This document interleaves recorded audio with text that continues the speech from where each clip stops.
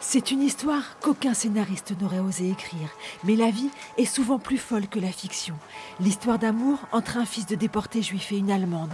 Serge et Beate Klarsfeld auraient pu se haïr. Leurs ennemis communs, le nazisme et l'oubli les ont réunis. Tout a commencé un soir de 1968, en Allemagne.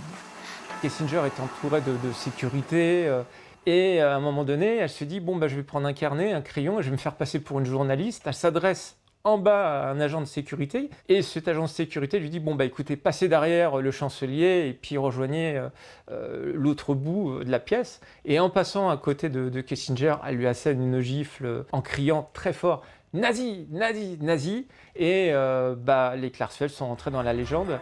Beate et Serge Klarsfeld ne pouvaient accepter que d'anciens nazis continuent à mener une vie tranquille après avoir commis l'irréparable.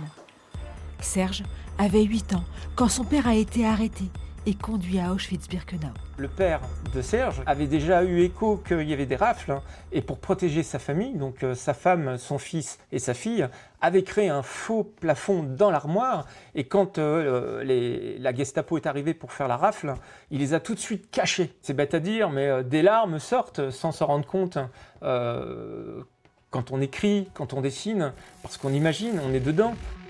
Toute leur vie, Beate et Serge ont traqué les nazis, en Allemagne d'abord, et jusqu'en Amérique du Sud, où ils ont retrouvé Klaus Barbie. Pascal Bresson voulait leur rendre hommage, et que l'on n'oublie pas.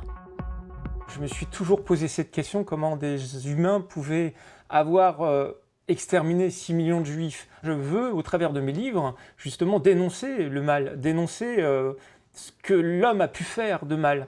Et leur dire, attention, le mal peut revenir, le mal n'est pas loin, le mal est proche. Pascal Bresson a passé des heures aux côtés de Beate et de Serge Klarsfeld.